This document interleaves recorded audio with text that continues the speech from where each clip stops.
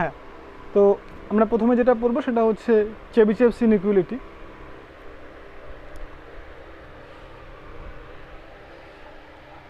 আসলে আমরা আজকে যে চ্যাপ্টার সেটা হচ্ছে sequence of random variable.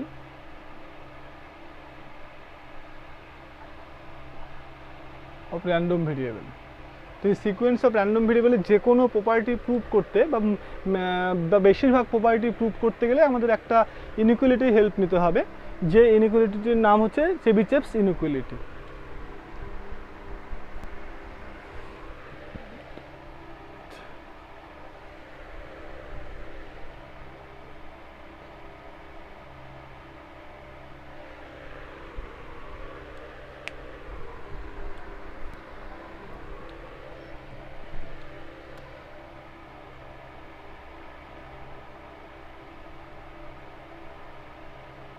চেবিচেভস inequality,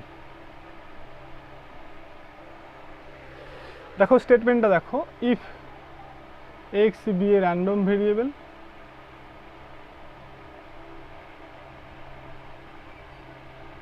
having finite variance sigma square, যেহেতু ভ্যারিয়েন্সটা ফাইনাইট তাহলে মিন এক্সিস্ট না করলে কিন্তু ভ্যারিয়েন্সটা এক্সিস্ট করবে না, তাই না? তাহলে এখান থেকেই বোঝা যাচ্ছে যে হেন্স হ্যাভিং ফাইনাইট মিন সে এম, তাহলে এখান থেকে বোঝা যাচ্ছে যে যেহেতু মিনটা এক্সিস্ট করবে এবং মিনটাকে আমরা এম ধরে নিলাম, ঠিক আছে?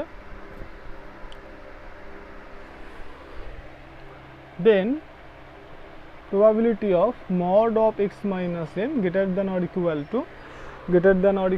to epsilon, then for any epsilon greater than 0,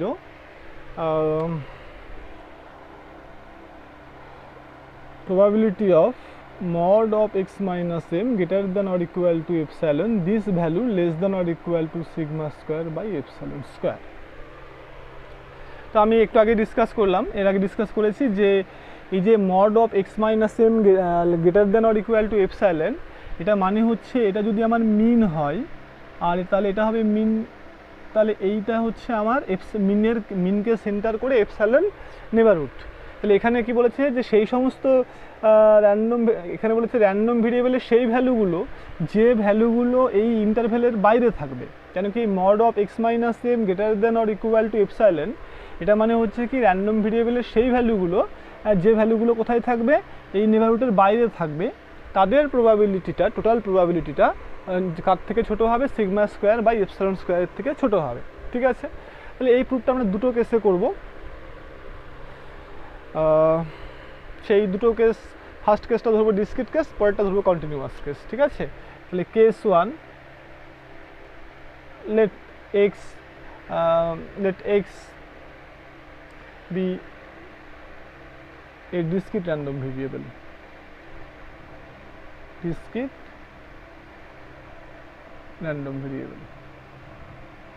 আমরা ধরলাম এক্সটা হচ্ছে discrete random variable.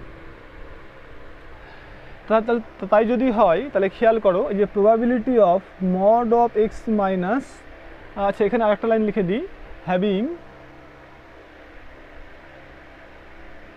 Having value, আমরা ধরে নিলাম যে এর ভ্যালুগুলো হচ্ছে যেখানে i ইকুয়াল টু 0, 1, 2 করে চলছে, আমরা ধরলাম এক্স এর ভ্যালুগুলো এক্সআই, হ্যাঁ ভ্যালুগুলো 0, 1, 2, 3 অ্যান্ড সো ওয়ান।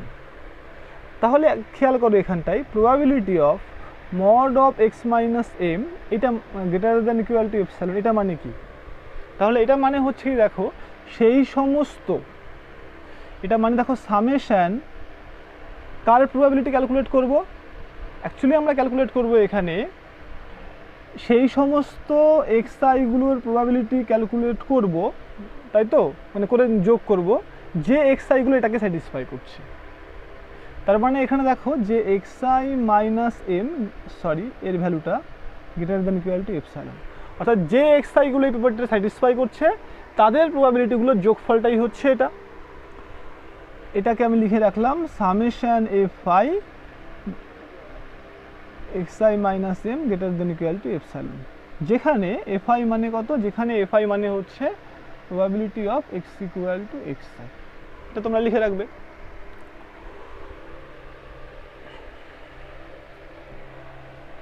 এখন দেখো নাও এটাকে একটা 1 নাম্বার দিয়ে রাখো। নাও এক্স আই মাইনাস এম এর মডটা গ্রেটার দ্যান ইকুয়াল টু 1, এটা কি ইমপ্লাই করবে? আমরা যদি বোথ সাইডে স্কোয়ার করে দেই, তাহলে squaring both side we have this is greater than or equal to 1। This can also written as X I minus M তার হোল স্কোয়ার, সরি এটা ছিল এপসাইলন, তাহলে এটা অ্যাকচুয়ালি এপসাইলন স্কোয়ার হবে। আমরা এপসাইলন স্কোয়ারটাকে এই পাশটাতে আনলাম, এটা greater than or equal to 1। এবার আমরা বোথ সাইডে এফ আই দিয়ে মাল্টিপ্লাই করব, তাতে করে আমাদের ইনইকুয়ালিটি কোনো চেঞ্জ হবে না, কেন কি এফ আইগুলো পজিটিভ। তাহলে আগে এই দিকটা লিখে নিচ্ছি আমরা, এফ আই ঠিক আছে less than or equal to X I minus M তার whole square by sigma square F I. একটু খেয়াল করো যে আমরা এই লাইনটা কেন করছি, কারণ আমাদের যে প্রুফটা আছে প্রুফটার দিকে একটু তাকিয়ে দেখো, এখানে সামেশান যদি নিয়ে নিই তাহলেই কিন্তু এটা ভ্যারিয়েন্স হয়ে যাবে, ঠিক আছে। আচ্ছা তো এখন দেখো পাশে লিখে দেবে সিন্স এফ আইগুলো পজিটিভ, তাহলে এখন এটাকে আমরা করলাম কি এখানে সামেশান নেব, অর্থাৎ আমরা এখানে কোন সামেশান কতটা সামেশান নিচ্ছি এখানে আমরা, বা এক কাজ করো এটাকে এইভাবে না করে, হ্যাঁ তো দরকার নেই, হ্যাঁ এখানে এই যে এফ আই, এটাকে এফ আই না করে এটাকে এক কাজ করো probability of X equal to X I লিখে দাও, তাহলে তোমাদের বুঝতে সুবিধা হবে। ওকে ফাইন, তাহলে এটা হচ্ছে কি, এখন দেখো আমরা বোথ সাইডে সামেশন নিলাম, কোন সামেশনটা নিলাম বলো, কত দূর সামেশন করব, যে এক্স আইগুলো এই কন্ডিশনটা স্যাটিসফাই করবে তাদের ভ্যালুগুলো সামেশন করলাম, তাহলে less than or equal two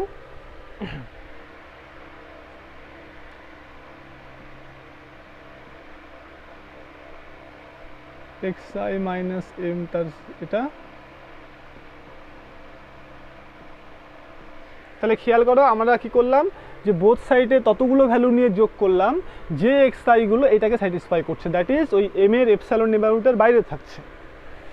এখন খেয়াল করে এই 1 নাম্বার প্রপার্টি থেকে আমাদের এইটা মানেই কিন্তু অ্যাকচুয়ালি কি, এটা মানে আমাদের actually probability of X minus M, হ্যাঁ this is greater than or equal to epsilon. Okay, এবং খেয়াল করো এখানে যে এখানে দেখো যে সমস্ত এক্স আইগুলোকে নেইনি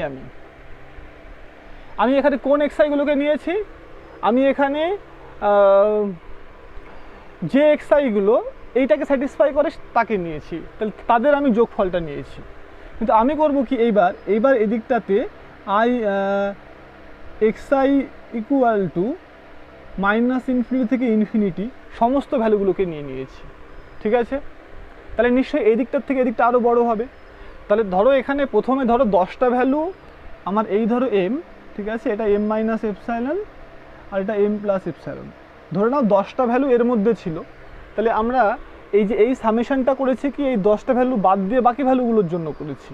তাহলে এখন আমি সবগুলো ভ্যালুকে নিয়ে নিলাম, মানে এই 10টা ভ্যালুকেও নিয়ে নিলাম, তার মানে এক্স আইয়ের ভ্যালুগুলো মাইনাস ইনফিনিটি থেকে ইনফিনিটি সবাই হলো। তাহলে সেক্ষেত্রে দেখো এই দিকটার থেকে এই দিকটা আরও বড় হবে, কিন্তু এখানে কম সামেশন ছিল, কম সংখ্যক পজিটিভ নাম্বারের সামেশন ছিল, এখানে বেশি সংখ্যক পজিটিভ নাম্বারের সামেশন আছে, তো সেই এদিকটা আরও বড় হয়ে গেল, ঠিক আছে। তাহলে এক্স আই মাইনাস এম, ওকে আর একটা জিনিস এখানে খেয়াল করে দেখো যে এটা মানে কিন্তু আমাদের এফ আই, তাই তো, বাই সিগমা স্কোয়ার। এখন এই সিগমা স্কোয়ার তো সামেশনের উপরে কোনোভাবেই রান করছে না, তাহলে সিগমা স্কোয়ারটাকে বাইরে নিলাম, যেটা পড়ে থাকলো এক্স আই মাইনাস এম তার whole square into F I X I equal to minus infinity থেকে ইনফিনিটি।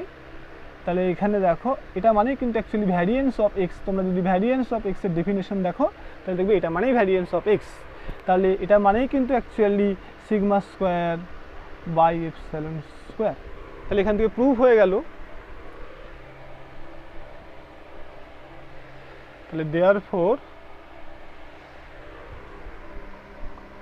দেয়ারফর আমরা কি পেলাম, probability of X minus M this is greater than epsilon less than equal to sigma square by epsilon square, এটা আমরা পেলাম। First কেসটা আমাদের proof complete. এবার সেকেন্ড কেস,